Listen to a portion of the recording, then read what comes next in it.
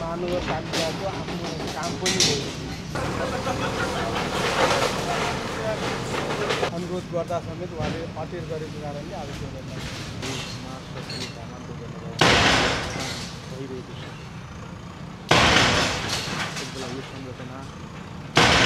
नेपाल स्काउटको लैनचौर स्थित जग्गामा बनेको संरचनामा काठमाडौँ महानगरपालिकाले डोजर चलाएको छ। पूर्व ऊर्जा मन्त्री एवं काङ्ग्रेस नेता दीपक खड्काको कम्पनीले उक्त संरचना भोग चलन गरिरहेको थियो।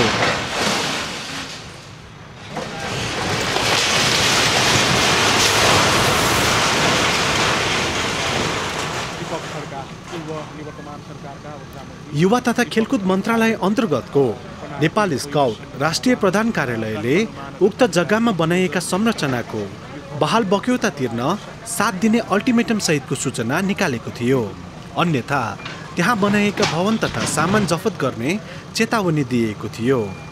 पछिल्लो ताकेताको म्याच सकिएसँगै ती संरचना भत्काउन महानगर प्रहरी डोजर लिएर पुगेका हुन्।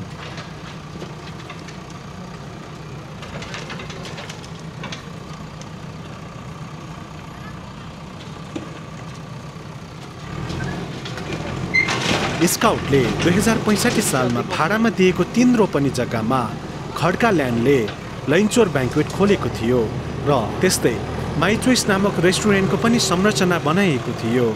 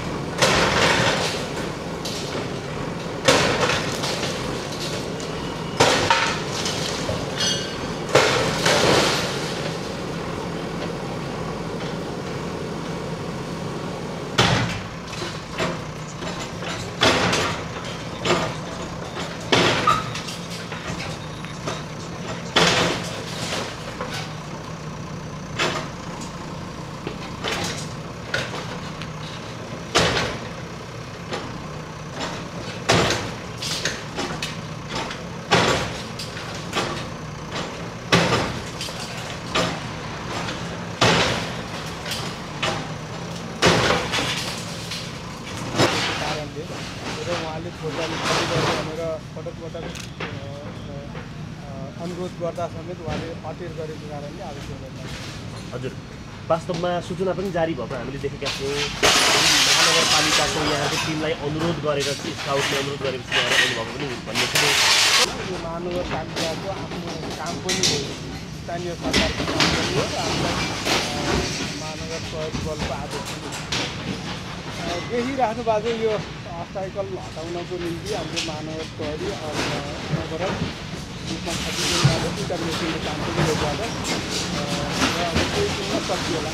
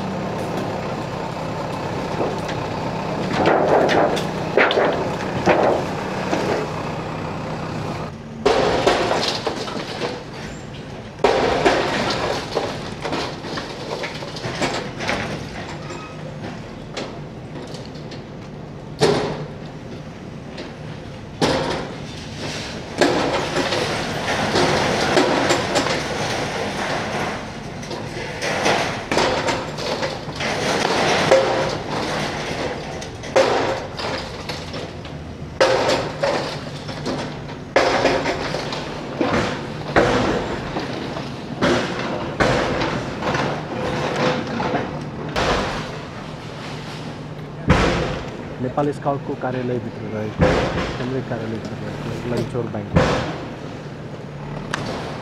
जहाँ चाहिँ काठमाडौँ महानगरपालिकाले योजना चलाएको छ।